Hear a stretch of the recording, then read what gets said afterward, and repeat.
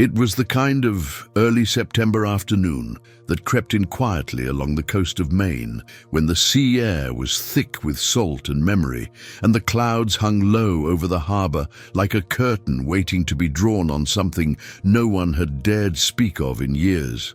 And in a little seamstress's shop tucked between a weathered bait shack and an old bookshop in Rockport, Margaret Carter, known to Mo, saint as Maggie, stood hunched over an unfinished wedding dress made of ivory satin, her fingers moving with the patience of someone who had long since learned that some things in life must be stitched slowly, carefully, as if each seam could hold together more than just fabric, but also silence, longing, and time. She'd opened the shop decades earlier, back when the town still buzzed with fishermen's radios and Navy wives who gathered on porches, back when ships pulled into dock and left again without mystery. And though the streets had quieted and the fishermen now seemed fewer, Maggie stayed, kept the same hours, brewed the same tea, hummed the same lullabies as she worked, and continued to sew, not Becky. The town demanded it. But because her hands had never forgotten how to wait, and every gown she completed was less about fashion and more about holding on. The large windows at the front of the shop fogged with the breath of the sea that afternoon, mist gathering along the glass in soft trails as a storm hinted just off the coast, and as Maggie leaned closer to adjust the hem of the gown, one that would never be worn by a bride she knew, one that perhaps wasn't even meant for anyone but the memory of someone she had once hoped to marry. A sudden, distinct knocking interrupted the rhythm of her sewing machine. 3 soft taps against the glass, so gentle they could have been mistaken for rain, but weren't. When she looked up, she saw him. A man standing outside in a navy coat so worn by weather it almost matched the color of the sea behind him, his face aged and thinned by something harsher than time, and his sailor's cap tilted just enough to reveal a pair of eyes she hadn't seen in 15 years and yet recognized immediately. Eyes that had once watched her cut thread under a porch light. Eyes that had promised to return from a mission no one could speak of, and never did. It was Daniel Hayes, once a senior officer in the U.S. Navy, lost during a covert operation in 1982 after his ship vanished in the North Atlantic under circumstances the government had never fully disclosed, leaving behind a handful of classified reports, an official letter declaring him missing in action, and a silence that had stretched across years like fog across the bay. No body, no wreckage, no answers, only the slow, irreversible weight of grief that never had the dignity of a grave. Maggie's scissors dropped from her hand with a clatter, the metal striking the hardwood floor like a warning bell. And for a moment, she couldn't breathe, couldn't move, couldn't even stand, because everything she had spent a decade and a half learning how to live without had just stepped out of the rain and into her line of sight, alive, impossibly real, and watching her with the quiet urgency of a man who had returned not from war, but from forgetting. And in that single moment, as the storm broke outside and the sea roared in the distance like it had something to confess, the years collapsed between them, not in forgiveness, not in understanding, but in the sheer, unrelenting astonishment of survival, because she had thought the sea had taken him. Until the soldier knocked on her shop window. If this story touches you as deeply as it touched me while writing it, leave a like and subscribe to the channel. Your support helps us keep telling stories that move, inspire, and stay with you. And now, take a breath, because what happens next will change everything. Back in the 1970s, when Rockport still had a working waterfront, when the smell of fish guts and diesel clung to the wind and the voices of dock workers echoed off the hulls of ships moored along the pier, Maggie Carter was a young woman with steady hands and eyes that saw more in stitches than in conversation. And Daniel Hayes was a U.S. Navy officer with salt in his veins, stationed often out of Portsmouth or Norfolk, but who always came back to Maine like a tide that couldn't help returning to familiar shores. They had met on a Saturday morning, The kind of morning where the fog doesn't lift until noon and the boats hum low against the rising sun. He'd walked into her shop, needing a button sewn back onto his dress whites for a formal reception that evening. And she, barely 30 and already known around town as someone who could fix a hem or a heart with equal care, had agreed, not knowing that she was about to stitch the first thread of a story that would follow her for the rest of her life. From there, the courtship grew quietly, like moss on dock ropes. Letters sent across oceans, flowers left at her doorstep on Sundays when he was in port. Slow walks along the harbor, her arm tucked into his, as if they'd always walked that way. He brought her little things from overseas, a carved wooden comb from Naples, a handkerchief embroidered by a woman in Lisbon, a bottle filled with sand from the edge of Gibraltar, each a token of a promise that whispered, "I'll come back." They never talked about marriage with any urgency, but it lived in their actions, in the key he left under her flower pot, in the way he helped repaint the front of her shop one summer, in how he built a shelf above her sewing table for her to keep customer books and old photos. He once said, during a stormy night when the town lost power and they ate dinner by candlelight, "Just one more deployment, Maggie, and then I'm done with the Navy. Then we build our life." But in 1982, the deployment that was supposed to be his last became something else entirely. Daniel was assigned to a classified mission in the North Atlantic, somewhere off the coast between Greenland and Iceland. Something so sensitive that even years later no one would say exactly what it was. She only knew he left quickly, quietly, with that same sturdy gait he always had, and that his goodbye kiss felt different, like something had already started slipping through his fingers. Days turned to weeks, and Maggie kept checking her mailbox with growing dread.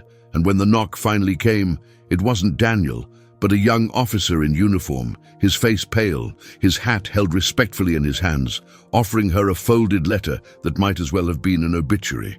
"Commander Daniel Hayes is missing," it read. "The vessel has not returned. No confirmed communication. Presumed lost at sea." There was no wreckage, no official record, no funeral, just silence. Maggie didn't cry that day.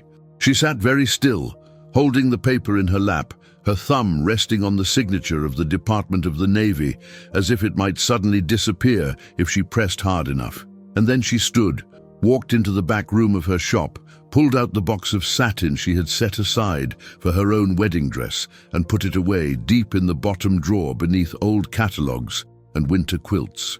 People said time would help, that grief, like waves, would eventually lose their height, but they didn't understand that when someone vanishes without a trace, it doesn't feel like death. It feels like a breath that never finishes, like standing on the edge of a cliff waiting for a sound that never comes back. So Maggie kept sewing. She never stopped. Even as her hands grew stiffer and her eyesight required glasses, she kept the shop open. She didn't love again, not out of bitterness, but because the part of her that could love had gone out to sea and never returned. And in the quiet hours, when the last customer had left and the sun cast long shadows across her spools and scissors, she would sometimes whisper his name just once, as if speaking it aloud might call him back. She kept a box in her bedroom. Inside were the postcards he had sent from Morocco, Greece, Ireland, a bundle of his letters, some smudged by rain, some folded so many times they were falling apart, a handkerchief with her initials he'd once carried in his coat, and wrapped in tissue, the carved comb from Naples. She never spoke of him to customers, never corrected those who assumed she had never married because she was too independent. She nodded, smiled politely, went back to work. But every year, on the same day he disappeared, she walked alone to the harbor, stood at the edge of the wharf with her coat wrapped tight and a single white rose in her hand, and tossed it into the water without ceremony, not as mourning, but as recognition. You were here, and you didn't come back. And though she tried to convince herself that she had let him go, that the years had done their work, somewhere deep inside, she kept a seam unfinished, the one thread in her life that she refused to cut, no matter how long it stretched without tension, until the day he stood outside her window, until he knocked. They sat across from each other in the same shop where she had once waited for news that never came. Only now, the air between them was thick not with uncertainty, but with too many years, too many questions, and the quiet grief of two people who had imagined this moment more times than they could count, but never quite like this. Not with his hands weathered and calloused from a different kind of labor, not with her hair fully turned to silver, not with their youth reduced to photographs in a drawer and lines on their faces that neither time nor memory could smooth out. Maggie didn't ask him where he had been right away, not because she didn't want to know, but because she was afraid the answer might destroy the delicate thread that was holding this moment together.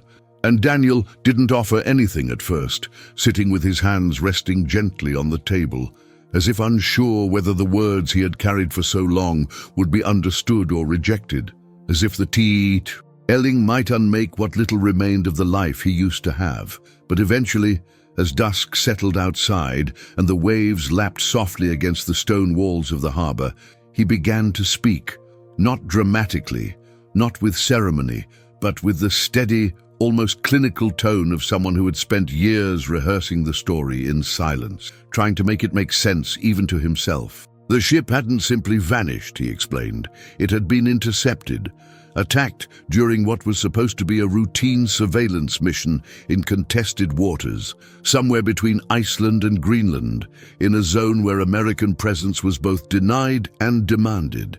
They had been shadowed by an unknown vessel for days, then struck without warning. The damage was catastrophic, and chaos spread across the deck like wildfire.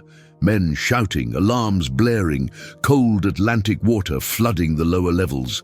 Daniel remembered being thrown from the bridge by the force of the blast, remembered hitting the ocean, remembered holding onto debris with numb hands as the night swallowed them all. He survived. He didn't know how long he floated. Hours. Maybe more. The cold was so deep it hollowed his bones, made thoughts slip away like breath on glass.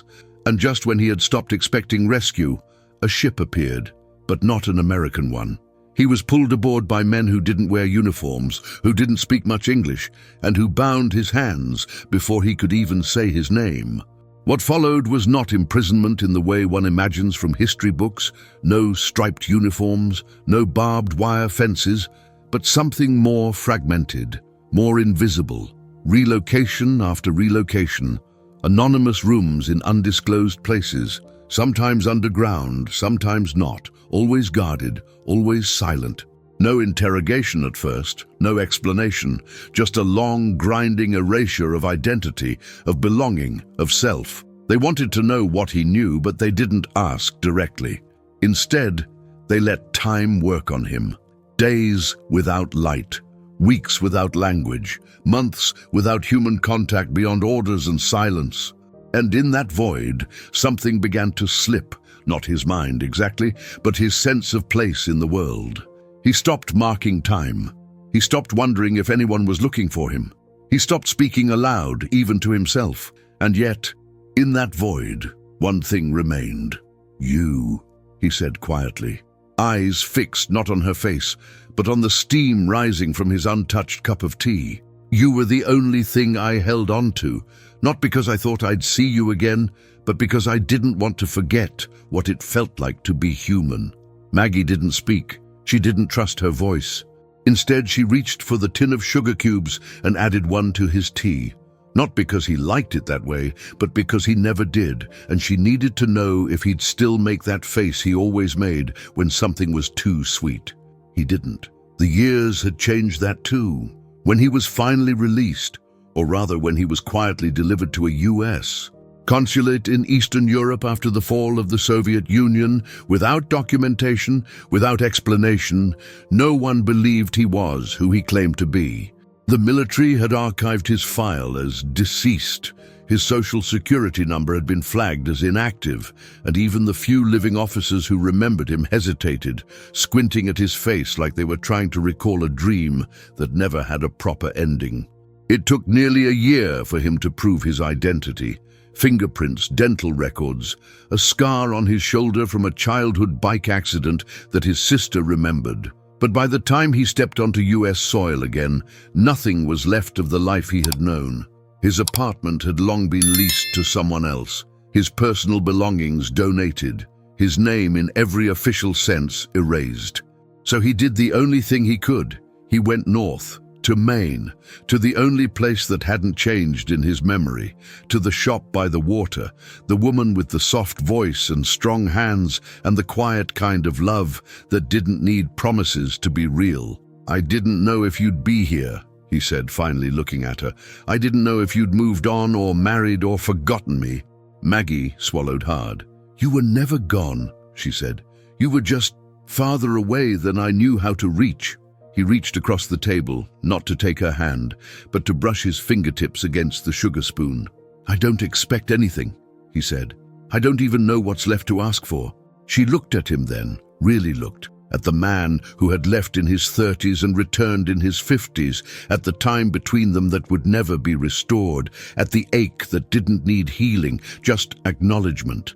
"I don't know what I have left to give," she said.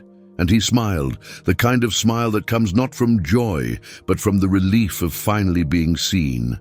Maybe just a place to be quiet. And in that moment, the room didn't feel full of ghosts anymore. Just two people, sitting with what was and what might still be. There are kinds of grief that fit into the world. Grief with tombstones, with memorials, with names etched in stone, with eulogies and meals left on the doorstep by well-meaning neighbors. But the grief Maggie Carter lived with for 15 years wasn't that kind.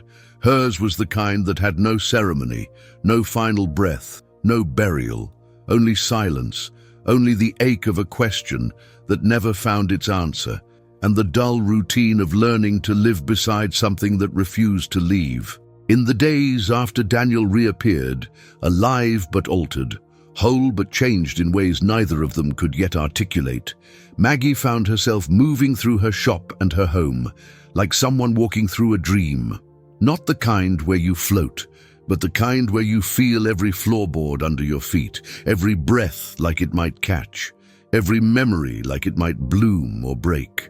She had imagined this return more times than she could count, in hundreds of versions, sometimes as miracle, sometimes as punishment, sometimes as fantasy, but never quite like this, in the quiet, in the aging of both their faces, in the weight of years they hadn't shared. One evening, as a storm gathered off the coast, casting deep blue shadows through the windows and flickering the power for a moment, Maggie led Daniel into the back room of the shop, the one she rarely showed anyone, not because it held secrets, but because it held her history, her keepsakes, her ritual of remembering. She opened the cedar trunk near the wall, pulled out a small wooden box wrapped in an old scarf, and placed it gently on the table between them. Daniel didn't ask what it was. Inside were the pieces of a life that had tried, in its own way, to hold him close, even in his absence. A stack of yellowed letters with his handwriting fading in places where her fingers had lingered too often. A pressed flower from the bouquet he had sent her on her birthday in 1981, brittle but intact, a smooth pebble she had picked up from the shore the day she was told he was missing, dark grey, perfectly round, and heavier than it looked. And at the bottom, wrapped in tissue paper that had once been crisp and was now soft from age, the beginnings of a wedding dress, the one she had started sewing a few months before he disappeared. "I never finished it," she said, her voice barely more than a breath. "I couldn't, but I couldn't throw it away either." Daniel reached for it, but paused before touching the fabric, not out of fear, but reverence. Maggie continued, "I kept thinking maybe if I left it undone, it meant I still believed." He looked at her then, not with apology, not with shame, but with something deeper, something like understanding. "You waited." "I didn't mean to," she replied almost sharply. "I didn't sit in this room and wait. I worked. I aged. I buried my parents. I celebrated my niece's wedding. I paid taxes. I shoveled snow. I lived. But part of me, the part that would have worn that dress, stayed here." Daniel didn't answer. There was nothing to say, so she showed him the rest. A drawer filled with clippings from newspapers about missing naval vessels, theories printed in small columns between headlines about elections and sports scores. A stack of envelopes never mailed, letters she had written to him every year on the day he left. Some filled with updates, others with nothing but his name over and over again. A small tin of buttons she had collected, each one tied to a memory. A coat he left behind, a uniform she had folded once, a sweater he bought her the year it snowed before Thanksgiving. "You don't owe me anything," she said suddenly, surprising even herself.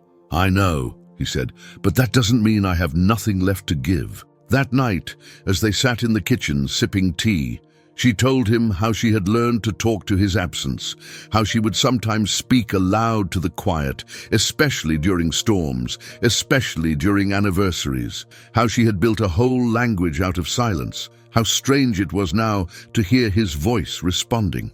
He listened. He didn't try to make it better. He didn't ask to be forgiven. He just stayed. And in the days that followed, Maggie noticed the subtle ways he moved through her space. Not like someone taking it over, but like someone learning its rhythm. He learned where she kept the good scissors. He remembered how she liked her coffee with a touch of cinnamon. He asked to help with the hems, and though his stitches were crooked, he unpicked them and tried again. He started sweeping the sidewalk in front of the shop each morning, and every evening, when she turned the sign to closed, he waited to walk her upstairs. Then, one morning, she returned from the market to find him standing in front of the dress, the one in the trunk now gently pinned and spread across the table, illuminated by the first light of day. "You're going to finish it?" he asked. "I think so," she said. "To wear it." She looked at him. "Not for a wedding?" "Then why?" She smoothed the fabric under her palms. "So it's not unfinished anymore." And when she did, when the final stitch was set, when the dress stood on its mannequin by the window, simple and beautiful and complete, she added a small card beneath it. A dress made for a love that came late, but not too late. And suddenly the years didn't feel wasted, just worn, like fabric with a story in its threads. In the weeks that followed, life in the little shop by the harbor didn't so much transform as it softened, like light through gauze, like morning fog along the shore, like old linen worn thin from years of use, but still strong enough to wrap around something worth keeping. There were no declarations, no plans, no second chance wrapped in ceremony. Instead, there were mornings shared in silence and evenings marked by small, wordless rituals. A fresh pot of tea, a door held open, a spool of thread passed hand to hand with the gentleness of people who had seen how easily time can unravel what's left unfinished. Daniel stayed, not because they made a decision, not because they called it anything, but because staying felt like the only honest thing either of them had left to do.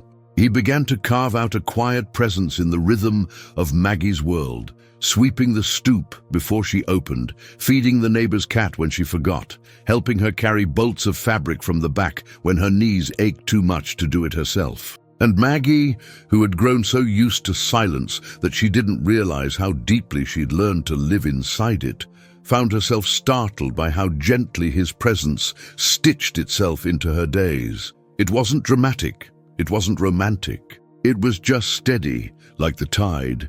And sometimes, when he wasn't looking, she glanced at the way he read the newspaper with his brow furrowed, or the way he still leaned slightly to the left when he walked from a bad knee long ago, and wonder how grief could make space for something so ordinary and still feel like grace.